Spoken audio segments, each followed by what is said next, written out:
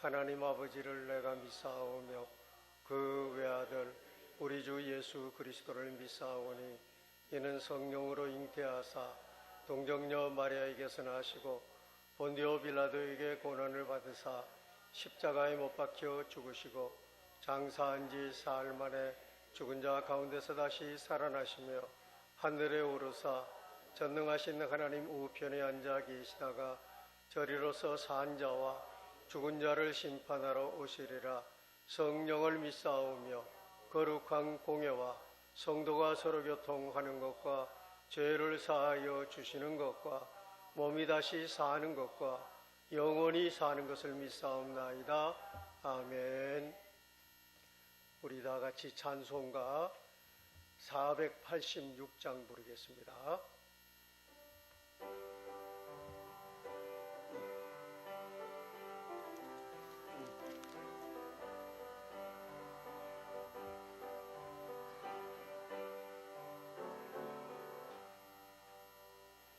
이 세상에 근심될 일이 많고 참 평안을 몰랐구나. 내 주 예수 나로라 부르시니 그 평안이 쉬리로다. 주 예수의 구원의 은혜로다. 참 기쁘고 즐겁구나. 그 은혜를 영원히 누리겠네. 이 시로다.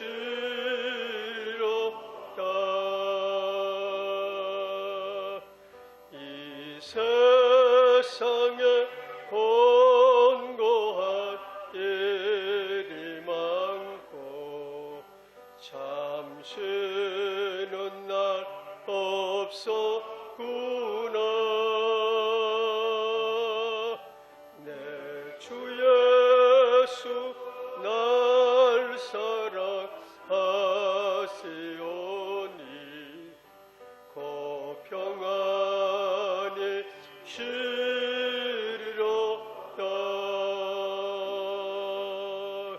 주 예수의 구원의 은혜로다.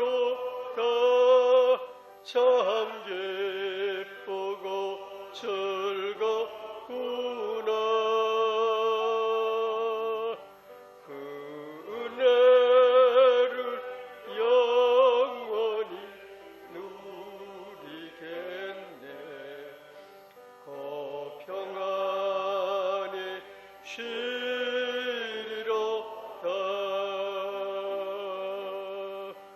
이 세상에 죄악된 일이 많고 참 죽으리 쌓였구나.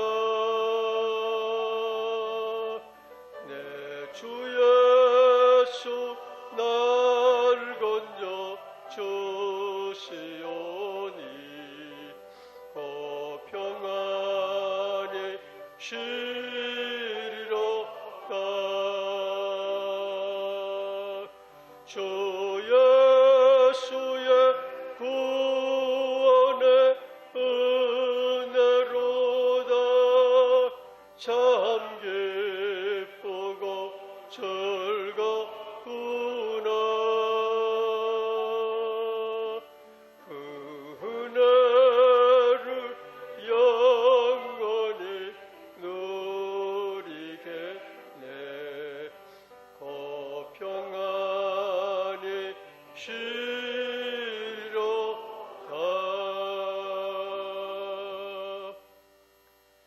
윤현철 장로님 위에서 기도해 주시겠습니다.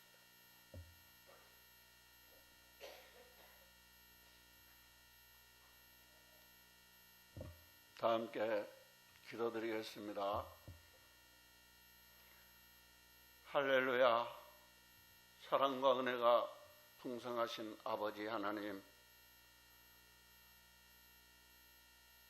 오늘도 살아계시고 영원토록 살아계신 우리 아버지 하나님, 우리의 모든 생사화복을 주관하신 아버지 하나님, 오늘은 특별히 우리 고 윤영숙 권사님 아버지 하나님의 그 크신 사랑을 잊고 우리 주님 전에 하나님의 날개 아래 품어 아버지 하나님 앞에 이렇게 감사의 예배를 드릴 수 있도록 주님 인도하신 아버님께 진심으로 감사와 영광을 돌립니다. 영원히 죽을 수밖에 없었지만은 우리 주님께서 독생성자 예수 그리스도를 이 땅 위에 보내주셔서 십자가에 못 박혀 돌아가심으로 다시금 3일 후에 부활하셔서 저 하늘나라에 계심으로 우리에게 영생을 허락해 주신 우리 아버님 앞에 진심으로 감사와 영광을 돌립니다. 아버지 하나님, 우리 윤영숙 권사님 지금까지도 그 육신의 장막을 이제 다 벗어버리고 저 하늘나라의 본향의 집을 찾아 아버지 곁에 편안한 가운데 계신 줄 압니다. 주님께서 우리 권사님의 그 발자취를 돌아볼 때 아버지 하나님께서 주신 소명과 귀한 사명들 하나하나를 다 주님 앞에 순종하고 헌신하고 아버지 앞에 모든 것을 다 바쳐 싸웠고 이제 아버지 하나님 편안한 가운데 주님 앞에 섰습니다.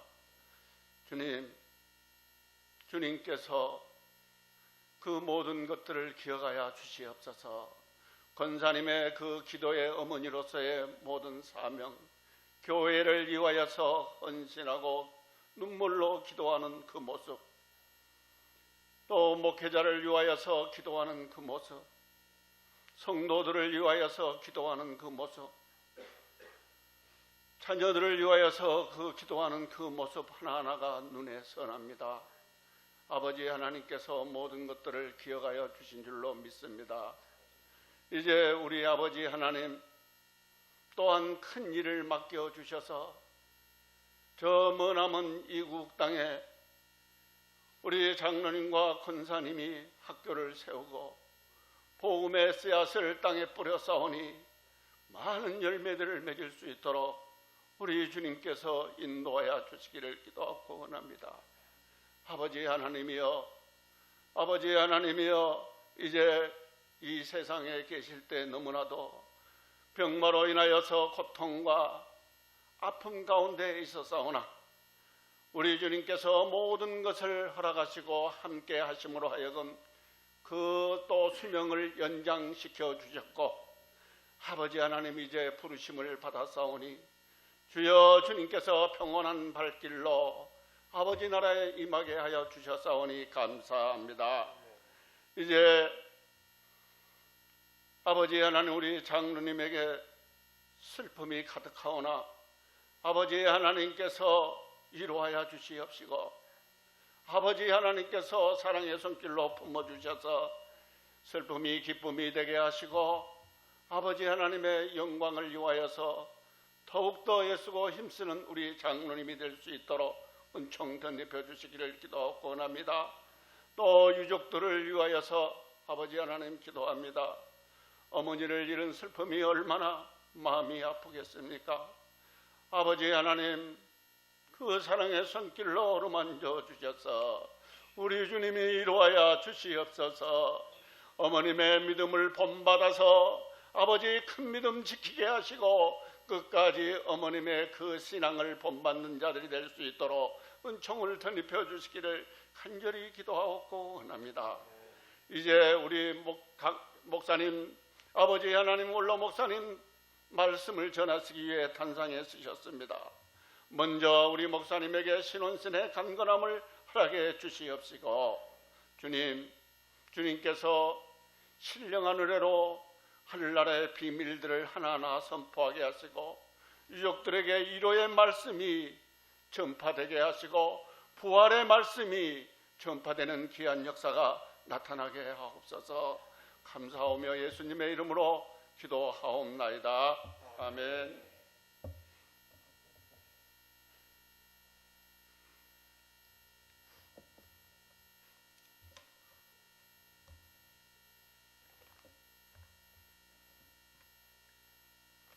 이제 하나님의 말씀을 봉독해 드리겠습니다. 히브리서 11장 15절 16절 두 절 말씀만을 봉독을 하겠습니다. 그들이 나온 바 본향을 생각하였더라면 돌아갈 기회가 있었으려니와 그들이 이제는 더 나은 본향을 사모하니 곧 하늘에 있는 것이라. 이러므로 하나님이 그들을 하나님이라 일컬음 받으심을 부끄러워하지 아니하시고 그들을 위하여 한 성을 예비하셨느니라. 아멘.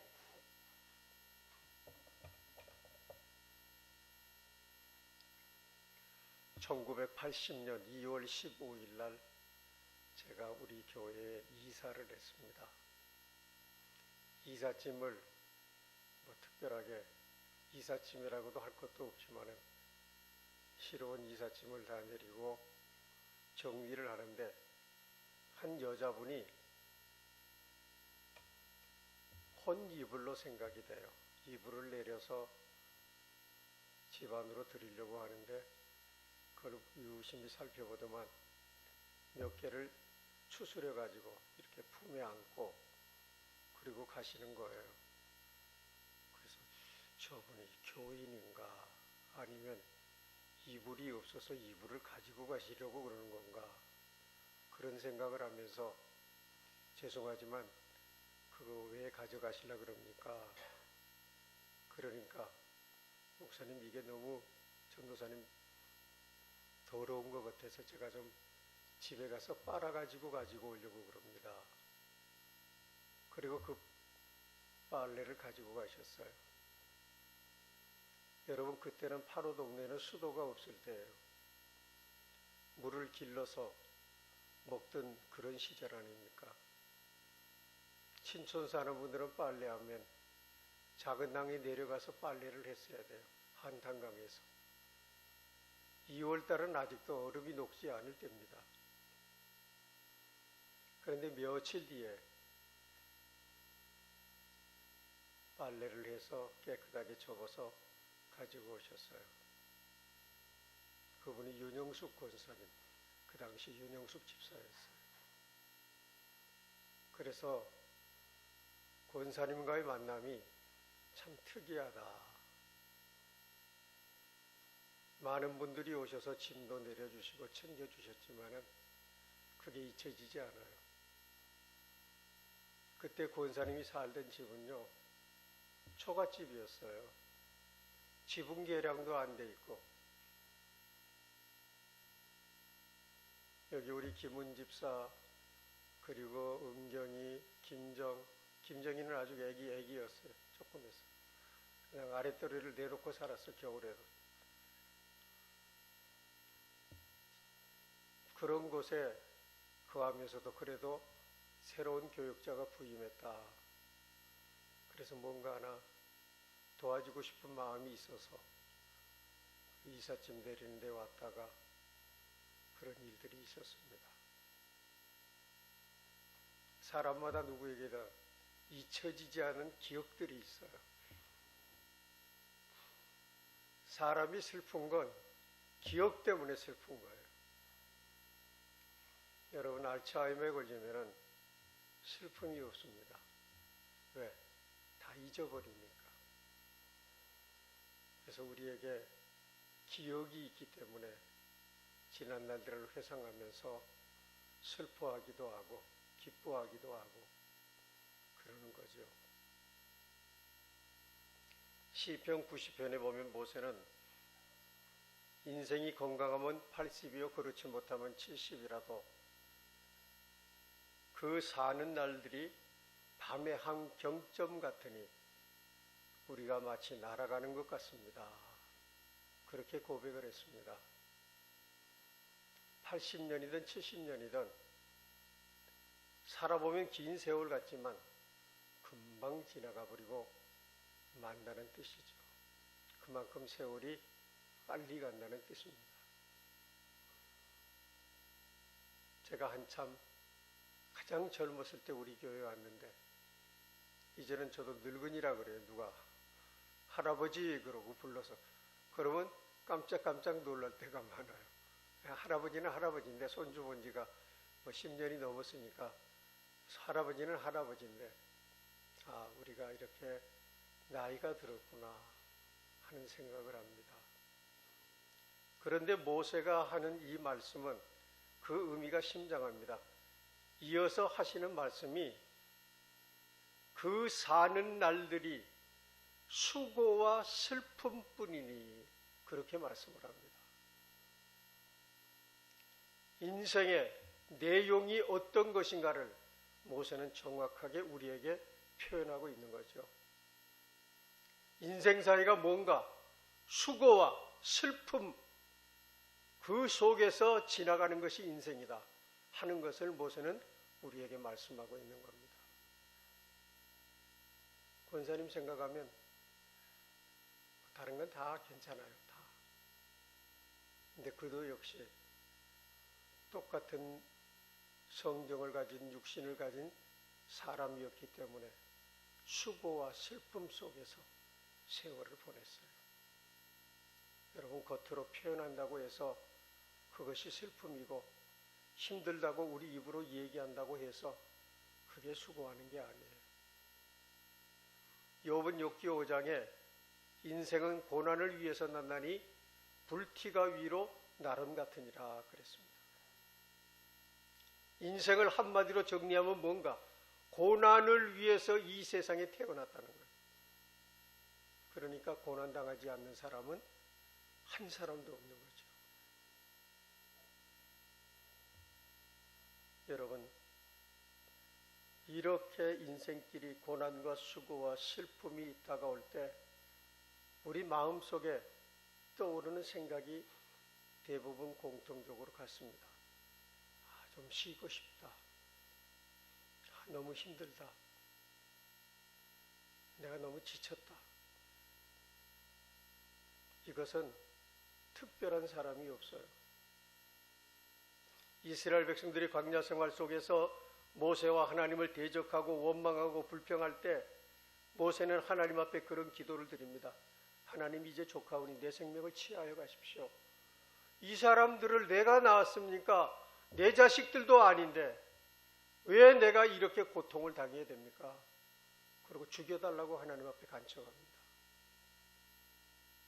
우리가 생각했던 위대한 지도자, 신앙의 사람 모세도 그랬어요. 엘리야 선지자는 어땠습니까?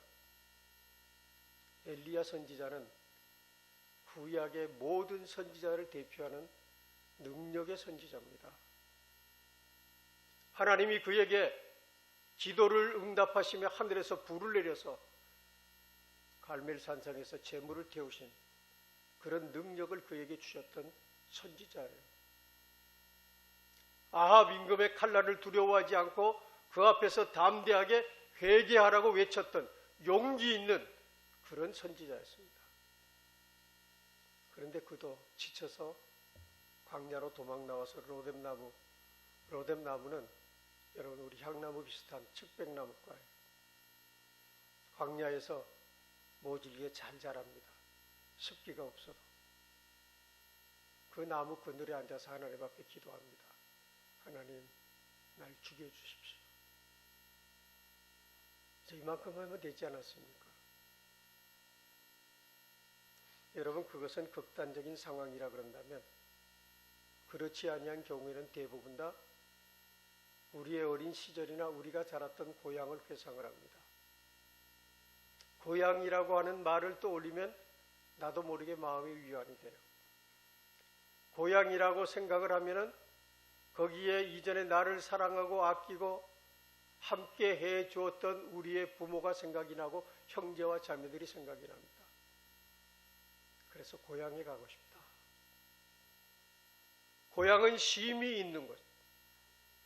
우리 마음의 쉼, 우리들의 육체에 대한 쉼, 우리가 그동안 가졌던 삶의 모든 무거운 짐들을 내려놓고 쉴 수 있는 곳, 그게 고향이라고 우리가 생각을 합니다.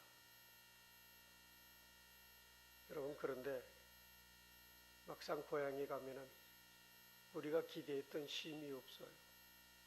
왜? 우리를 사랑하고 우리를 아껴주던 부모님이 안 계십니다. 어릴 때 함께 싸우고 뒹굴고 뛰어놀던 형제와 자매들도 없습니다. 덜렁 나 혼자 서 있는 기분이에요. 그러므로 세상 고향은 우리에게 쉼을 주지를 못합니다. 오늘 성경 말씀을 보십시오. 하나님께서 더 나은 본향을 사모하는 자들에게 그들을 위해서 한 성을 예비하셨느니라 하고 말씀을 합니다. 더 나은 본향. 여러분, 우리가 흔히 그렇게 표현합니다. 우리가 세상에 왔다. 혹 이렇게 장례를 치를 때마다 세상에 왔다, 이제 간다. 아무개가 세상에 왔다가 세상을 떠났다. 세상을 왔다고 한다면은 여러분, 우리가 어딘가에서 왔다는 얘기예요. 부모에게 태어났다고 해서 왔다고 그런 표현으로 쓰는 게 아닙니다. 우리가 이 세상에 오기 전에 세상이 있었어요. 불교에서 말하는 전생을 얘기하는 게 아닙니다. 그 세상은 하나님이 우리에게 주셨던 본래의 고향이에요. 그래서 우리 영혼은 다 하나님께로부터 왔습니다. 우리 육신은 부모에게 물려받았지만 우리의 영혼은 하나님이 우리에게 주셔서 이 세상에 나게 하신 것이에요. 사람들은 육신에 지치고 삶의 슬픔과 고통과 괴로움을 당할 때에 육신의 고향은 생각하지만은 자기가 정작 어디서 와서 어디로 가는지 알지를 못합니다. 본래의 고향을 잊어버리고 살고 있는 것이죠. 그런데 히브리서에 기록된 이 믿음의 사람들은 공통적인 점이 하나 있어요. 이들은 이 세상을 지나가면서 자기들은 나그네다. 우리는 이 세상에서 영원히 사는 게 아니라 이 세상을 지나가는 나그네라. 그렇게 표현을 했어요. 이 세상에 태어나서 그 삶이 마쳐지는 마지막 순간까지 그들은 나그네로 살았어요. 여러분, 나그네가 뭡니까? 세상이 목적지가 아니잖아요. 나그네는 목적지를 향해서 갑니다. 목적지가 있어요. 우리가 흔히 아브라함을 믿음의 조상이라고 얘기합니다. 하나님이 갈대아 우르, 그 문명된 도시에 살고 있던 아브라함을 부르셨습니다. 너는 너희 아비 친척, 너의 고향을 떠나서 내가 내게 지시할 땅으로 가라. 어디로 가는지도 몰라요. 그래서 창세기 12장 1절은 이렇게 시작합니다. 아브라함이 하나님의 말씀을 쫓아갔고 그랬어요. 어디로 가는지도 모르지만 하나님의 말씀이 가라 그러니까 무조건 떠나는 거예요.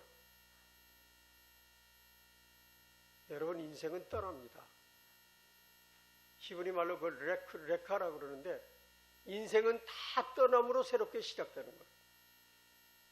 떠나지 않으면 새로움이 없어요.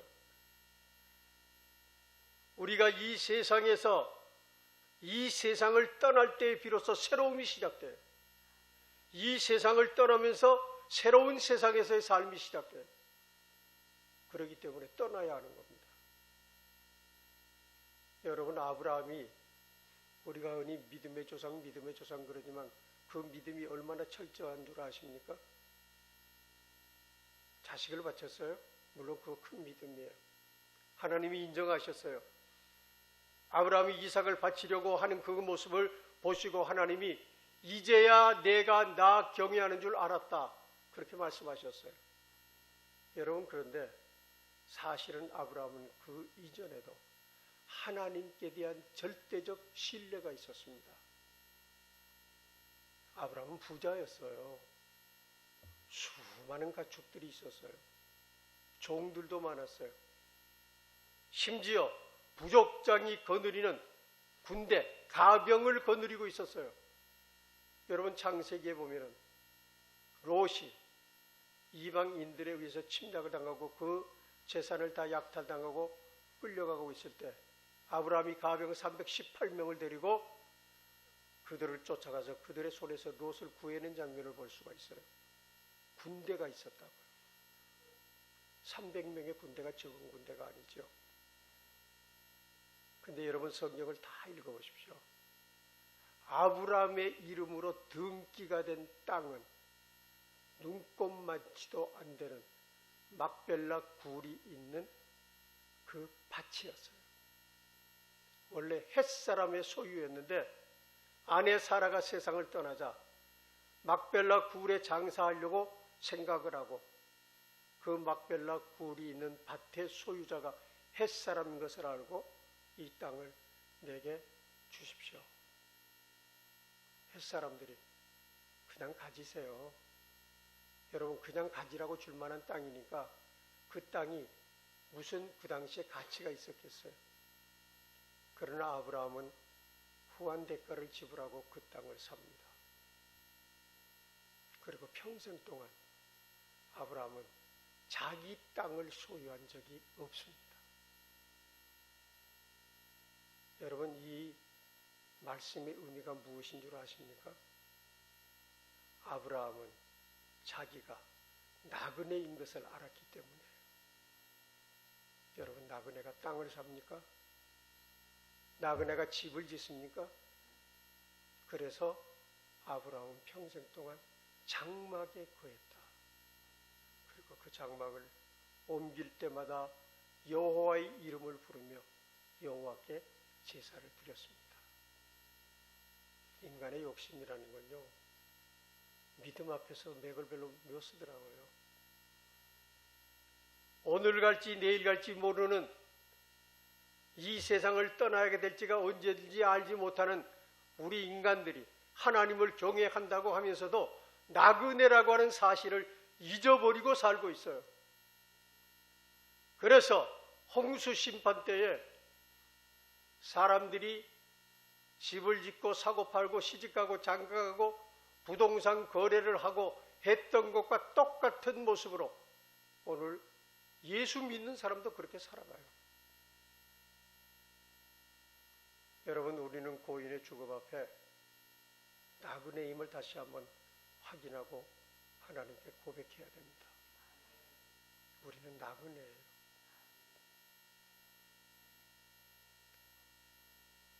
수신가에 보면요, 참 제가 좋아하는 구절이 있습니다. 수신가. 김용옥 씨가 참 잘 부른 노래인데, 나 물 먹고 물 마시니 물 마시고 팔을 베고 누웠으니 대장부 살림이 이만하면 족하다.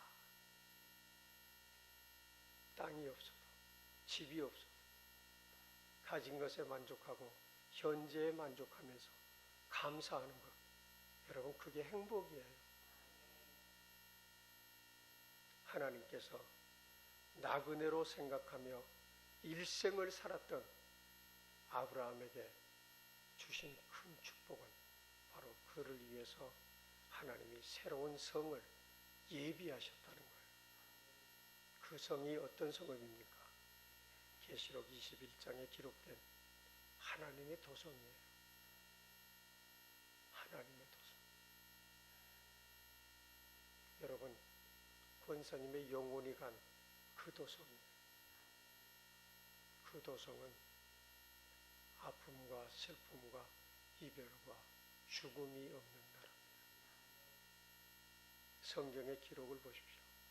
성경에 기록된 대로만 이래도 상상할 수 없는 나라인데, 여러분, 하나님의 나라는 성경에 기록된 모양이 다가 아니에요. 이건 극히 작은 한 부분일 뿐이에요.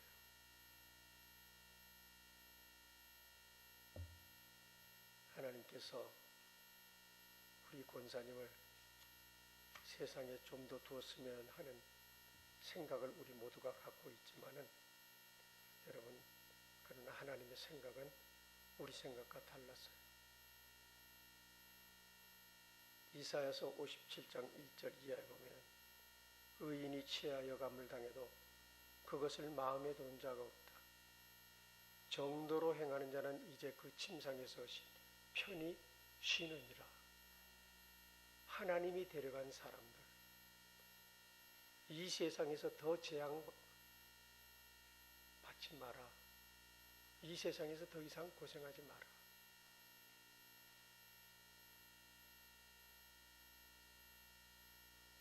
우리는 지금 권사님이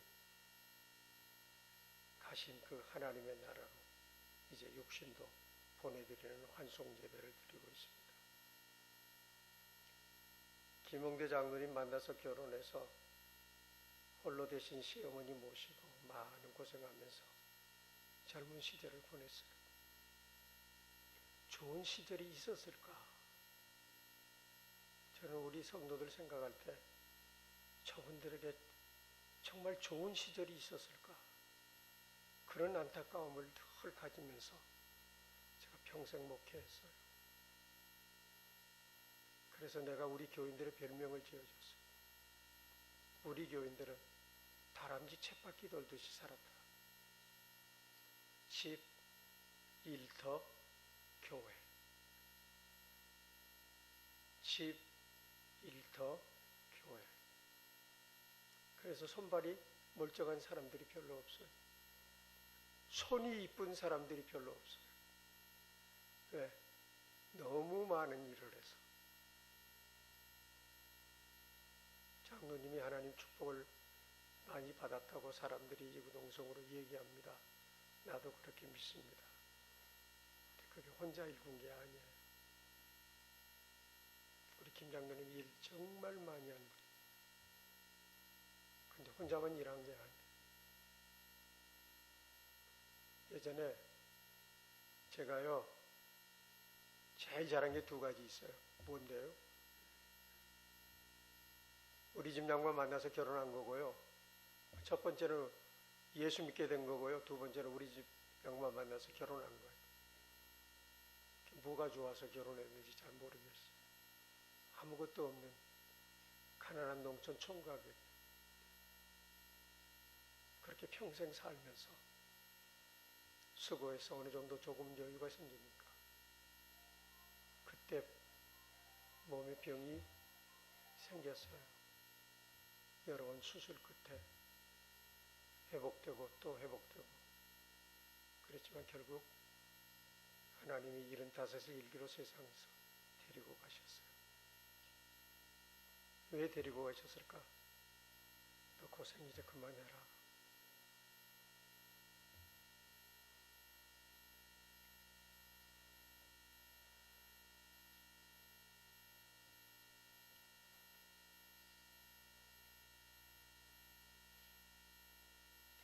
사랑하는 딸이 세상에서 고생하는 모습이 하나님 아버지가 보실 때 너무 마음이 아파서 이제 그만해라.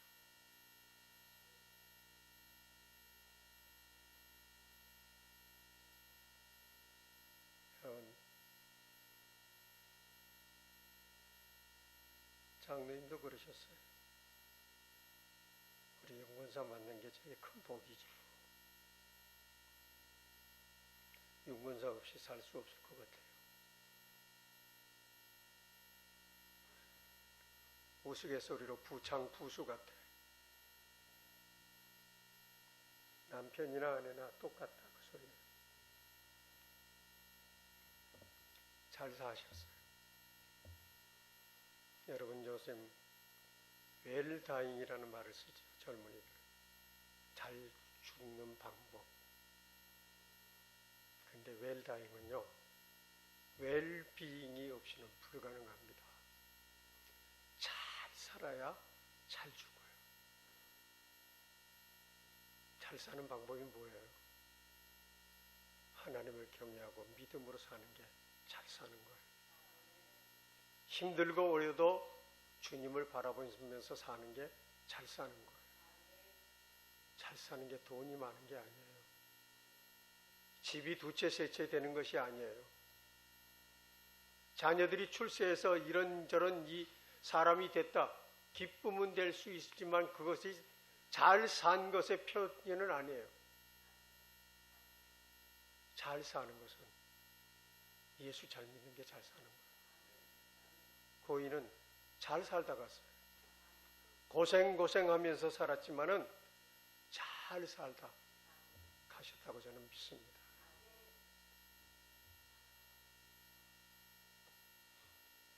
우리가 세상 사람처럼 슬퍼하지만 않는 것은 우리에게는 소망이 있기 때문에 그렇습니다. 여러분, 제가 장례 예배 드릴 때마다 검정 가운 입고 장례했어요. 근데 오늘 왜 흰 가운 입은 줄 아십니까? 엊그제 예수님이 부활하신 부활절이었어요. 주님의 부활. 한 해에 한 번 지나가는 절기가 아니라 주님이 부활하신 것처럼 우리도 부활할 것을 믿기 때문에 유족들이 그나마 위로받기를 원하는 마음으로 흰 가운을 입었어요. 우리가 슬퍼하는 건요, 다시 볼 수 없을 때 슬퍼합니다. 다시 만날 수 없을 때 슬퍼합니다. 다시 만나지 못한다는 생각 때문에 절망합니다. 여러분, 그런데 우리는 다시 만나요. 다시 만날 수 있다면 우리가 희망이 있는 것 아니에요? 다시 만나면 기쁨이 있을 거 아니에요? 만나지 못하는 것이 슬픔이고 고통이고 절망인 거예요. 우리는 예수 안에서 하나님의 나라에서 고인을 만날 겁니다. 이것이 성경이 우리에게 주신 약속이에요. 하나님께서 우리에게 주신 약속이에요. 그래서 다시 만날 것을 믿기 때문에 우리가 슬퍼하지 않고 감사함으로 다시 만날 수 있는 소망을 주신 하나님께 영광을 돌리는 것입니다. 장례 예배는 사람들이 흔히 죽은 사람 위해서 예배드리는 것으로 생각하는데 아니에요. 모든 예배는 하나님 앞에 드리는 겁니다. 그래서 하나님이 영광을 받으십니다. 고인의 삶 속에서 고인의 인생을 통해서 영광을 받으신 하나님께서 이제 고인의 마지막 가는 길을 통해서도 하나님이 영광을 받으시기를 바라는 마음으로 우리가 천국 환송 예배를 드리고 있는 것입니다. 그러므로 우리 모두 기쁜 마음으로 감사한 마음으로 고인을 환송하십시다. 찬송 소리를 들으면서 천사들의 손에 받들려서 하나님의 품에 안겨 있는 고인을 생각하십시오. 우리도 불언간에 다 이 길을 걸어갈 것입니다. 하나님께서 예비하신 영원한 본향을 바라보고 사모하는 신령한 나그네로 우리의 남은 길이 이어지게 되기를 간절히 바랍니다. 기도하겠습니다.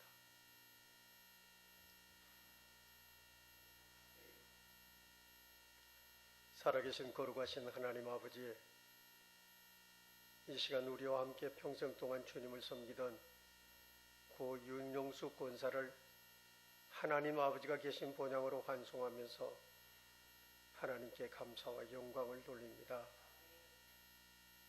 75년 동안의 권사님의 생을 지키고 인도하시고 함께 하셨다가 저가 이 세상에서 더 이상 고난당하는 것을 원치 않으셔서 이렇게 불례하심을 믿으며 하나님의 크신 뜻에 감사와 영광을 돌립니다. 이제 고인이 더 나은 본향 하나님의 나라로 하나님께서 옮기셨으니 하나님께서 저와 영원히 함께 계시며 그 눈의 눈물을 씻기시고 기쁨과 평안과 생명과 복락으로 함께 하실 줄로 믿습니다. 하나님이 이렇게 큰 사랑과 은혜를 가지고 고인을 주님의 나라로 옮기셨지만은 미련하고 믿음이 부족한 저희들은 이별의 슬픔으로 심령의 눈이 가리워져서 권사님이 가신 그 복된 나라를 바라보지 못하고 있습니다. 주님, 우리들의 영의 눈을 밝혀주셔서 주님 나라의 영광과 주님의 품에 안긴 권사님의 모습을 볼 수 있게 하여 주시옵소서. 특별히 고인이 생전에 사랑하던 유족들, 하나님 저들의 마음 슬픔을 우리가 어떻게 위로할 수 있겠습니까마는 주님께서 저들의 마음을 위로해 주시고 그 눈에 눈물을 닦아주시며 먼저 부름받은 권사님의 믿음을 이어받아 하나님이 기뻐하시는 아름다운 신앙의 길을 걸어가게 하시고 다시 만날 것이라는 분명한 확신과 소망을 가지고 자신들에게 주어진 삶을 살아가게 하여 주시옵소서. 특별히 이제 홀로 된 우리 김장로님 하나님께서 신혼신을 붙들어 주시고 끝까지 주의 종으로서 성도들에게 아름다운 신앙의 자취와 본을 남기며 자녀들에게 영원히 기억되는 하나님의 거룩한 종으로서의 모습을 보여주게 하시고 하나님이 정하신 수완을 건강하게 다 살다가 주님 품에 안겨서 먼저 간 권사님을 만나 함께 기뻐하고 감사하며 영광을 돌리게 하여 주시옵소서. 우리가 세상에서는 다시 권사님의 밝은 모습과 그 음성을 들을 수가 없지만은 그러나 주님 앞에서 다시 만날 소망을 가지고 감사함으로 고인을 보내게 해 주시옵소서. 우리에게 영원한 본향을 주시고 그 증거로 십자가에 달려 죽으시고 부활하신 우리 주 예수 그리스도의 이름으로 기도하옵나이다. 아멘. 우리 박 목사님이 권사님 살아생전의 모습들을 사진으로 준비해서 영상을 만드셨어요. 이 시간에 잠깐 보도록 하겠습니다. 나 지금은 비록 땅을 버타며 살지라도 내 영혼 저 하늘을 디디며 사네. 내 주님 계신 눈물 없는 곳 저 하늘에 숨겨둔 내 소망이 있네. 보고픈 얼굴들 그리운 이름들 많이 생각나. 때론 가슴 터지도록 기다려지는 내 아버지 어른품 날 맞으시는 저 하늘에 쌓둔 내 소망이네. 주님 그 나라에 이를 때까지 순례의 걸음 멈추지 않으며 어떤 시련이 와도 나 두렵지 않네. 주와 함께 걷는 이 길에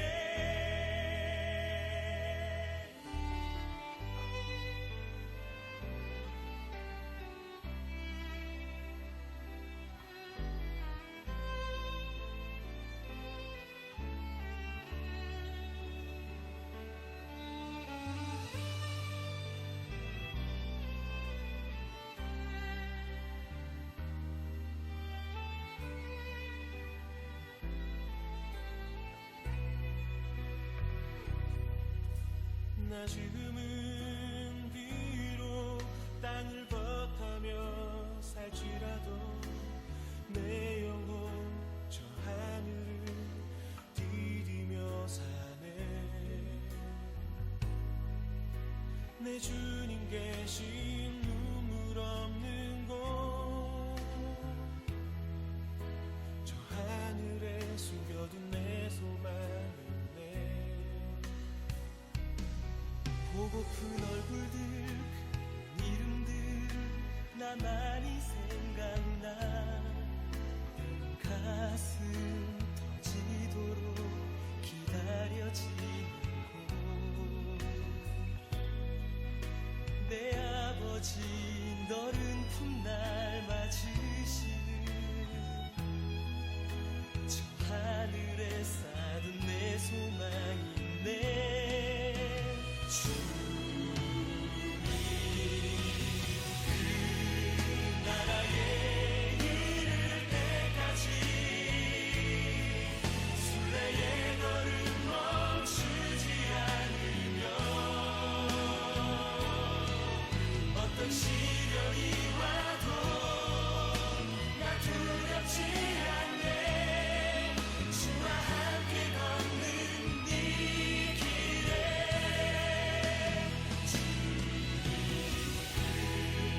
나라에 이를 때까지 순례의 걸음 멈추지 않으며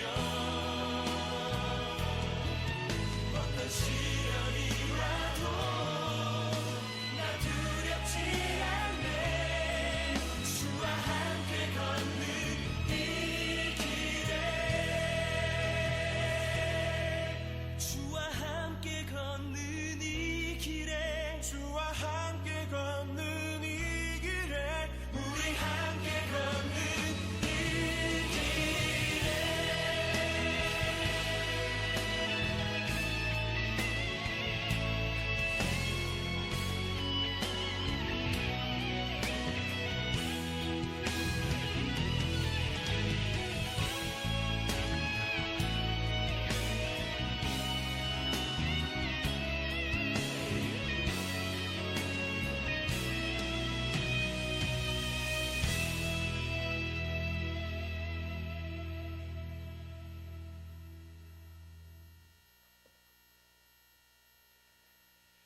고맙습니다.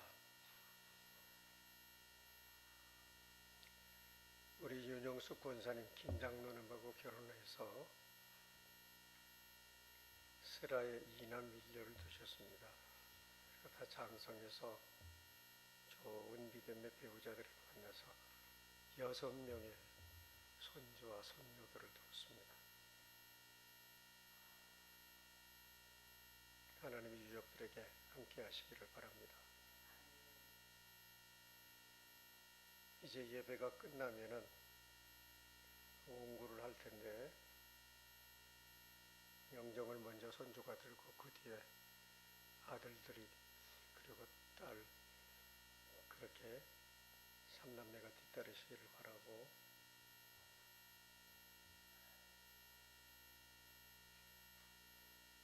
그리고 유족들은 그 뒤에 따라 나오시고 성도들은 유족들이 다 나온 다음에 마지막 그렇게 나와 주시기 바랍니다.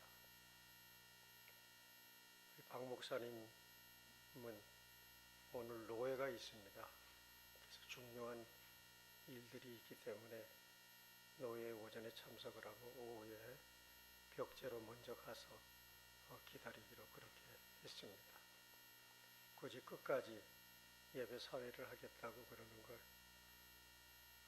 상주들에게 양해를 구하고 그렇게 하는 게 좋습니다. 그래서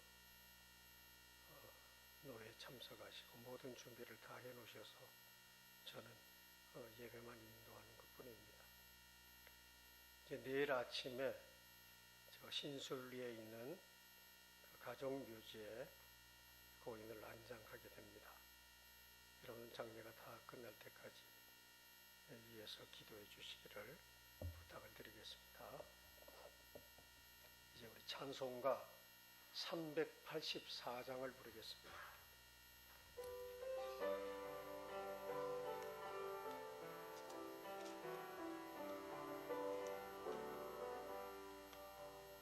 나의 갓길 다가도록 예수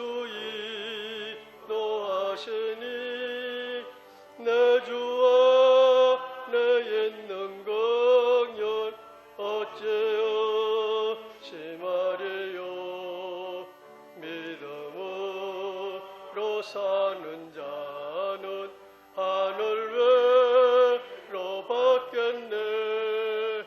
무슨 일을 만나든지 만사형통하리라. 무슨 일을 만나든지 만사형통하리라. 나의 길 다가도록 예수 인도하시니 어려운 일 당한 때도 족한 은혜 주시네. 나는 심히 고단하고 영혼 매우 가라나. 나의 앞에 반 속에서 샘물 나게 하시네. 나의 앞에 반 속에서 샘물 나게 하시네. 나의 길 다가도록 예수의 노하시니 그의 사랑 어찌 큰지 말로 알 수 없도다. 성령과 마받은 영혼 하늘 날아갈 때에 영영 부를 나의 찬송 예수 인도하셨네. 영영 부를 나의 찬송 예수 인도하셨네.